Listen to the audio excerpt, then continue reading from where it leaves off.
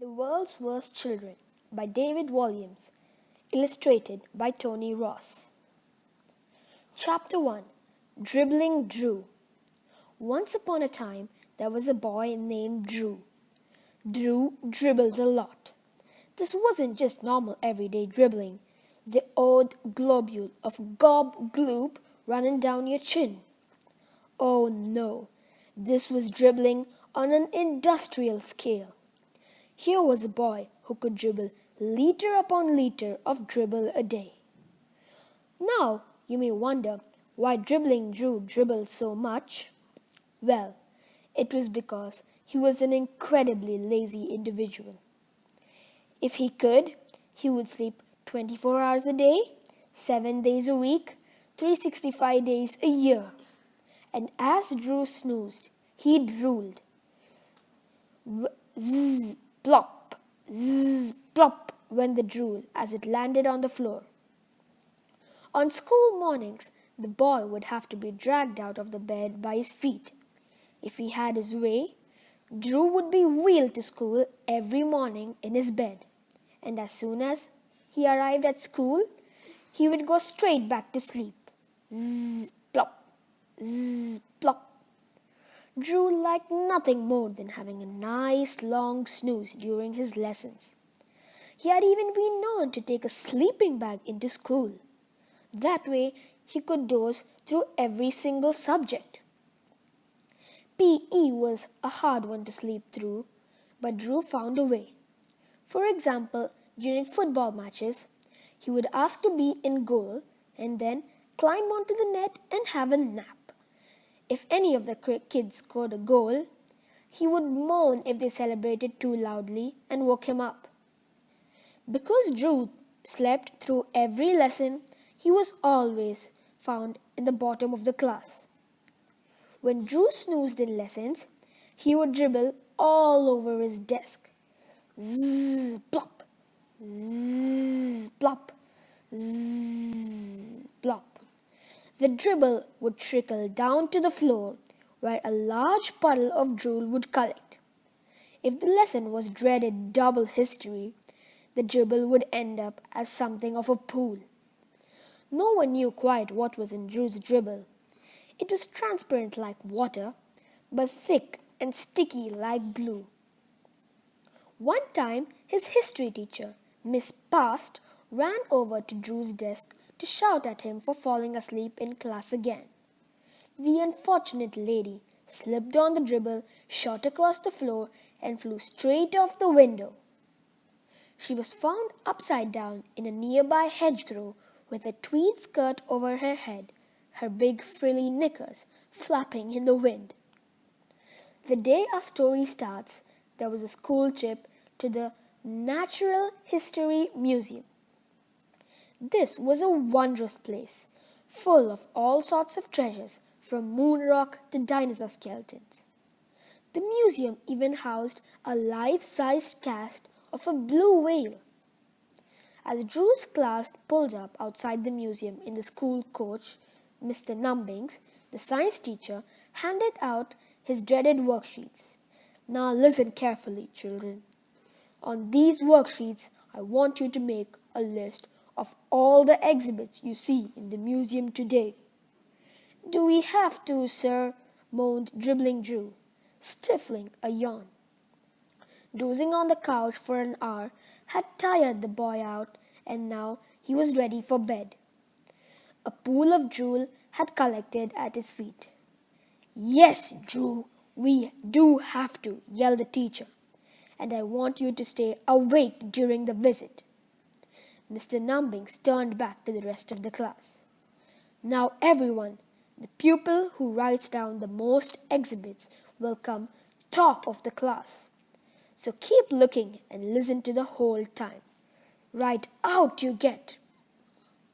As they walked in through the museum's giant wooden doors, all the children marveled at the huge skeleton of Diplodocus, which took pride of a place in the great hall. But Drew simply yawned. Then he broke away from his teacher and classmates and found a nice quiet place to nap. It It was on top of a glass case housing a stuffed dodo, a bird that had become extinct centuries before. No one would disturb him up there. Drew climbed up using a stuffed giraffe as a ladder. He lay down and closed his eyes.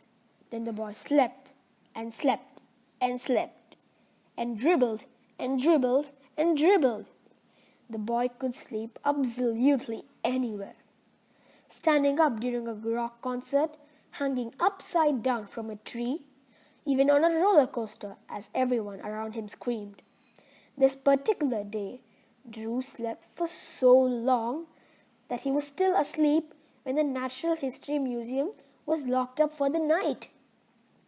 Without anyone realizing, he was still there when all the lights were turned off. All night Drew slept, and as he slept, he dribbled.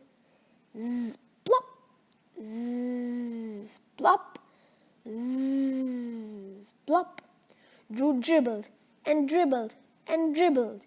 Then he dribbled some more. The spot of drool beneath him spread into a puddle. Soon it was a lake of spittle. By dawn, Drew's sea of dribble had filled the entire Natural History Museum. In the morning, Winston, the burly security guard, arrived bright and early to unlock the doors and open the museum, as he did every day. However, this was no ordinary day. The first thing Winston noticed was the transparent fluid oozing underneath the doors. "That's very strange," he thought out loud. "Maybe one of the daft old professors has left a tap running." Next, the security guard dipped the toe of his boot into the liquid and realized it couldn't be water from a leaky pipe. Whatever this was, it was thick and sticky. Worried that the museum might have been flooded, Winston flung open the wooden doors as fast as he could.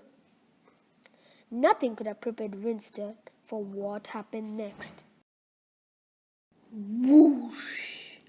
A tidal wave of drool washed him clean off his feet, and he found himself traveling at speed down the street. "Wah!" the big man screamed like a baby.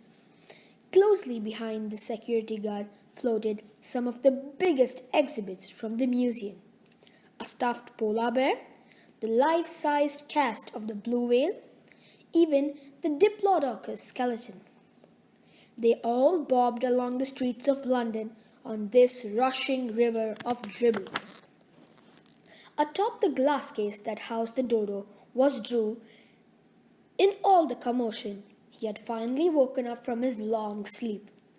As he floated down the road, the flood of his own spittle destroyed everything in its path. Cars, lorries, and even buses were swept off the ground and began bobbing along on the colossal ooze of drool. Drew leaped off the glass case onto the roof of a nearby building. From that safe place, he watched more of the exhibits from the museum pass by. Giant birds' eggs, a stuffed gorilla, a model of an elephant. The boy reached into his blazer pocket. He still had the worksheet his teacher, Mr. Numbings, had given him at the start of the school trip. Drew made a note of everything he saw. Every single exhibit from the museum floated past, and he wrote them all down. Marsh rock, a Neanderthal skull, a marble statue of Charles Darwin, a giant squid, a stuffed vulture, an earthquake machine, a model T-Rex. The list went on and on. A seahorse pickled in a jar, a model volcano, a fossil of a prehistoric fish, a spacesuit, a stuffed giraffe, an old lady clinging onto a shopper.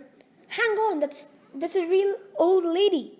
A model of a woolly mammoth. To his credit, Dribbling Drew spent hours listing everything he saw, as the gushing river of drool swept all the museum's precious exhibits out to sea. The next day in class, Drew proudly handed in his worksheet to Mr. Numbings. Aside from his few spots of dribble, it was perfect. After looking through all of his pupils' work, the science teacher announced the results. I can reveal that the winner with 100% is Drew, said Mr. Numbix. The boy was top of the class for the very first time in his life, before he was promptly expelled. As a punishment for destroying everything in the Natural History Museum, Drew was put to work there. His job was to reassemble the Diplodocus skeleton that had been recovered from the bottom of the sea. He was not to stop until his giant jigsaw was finished. Dribbling Drew didn't get any sleep for the next 10 years.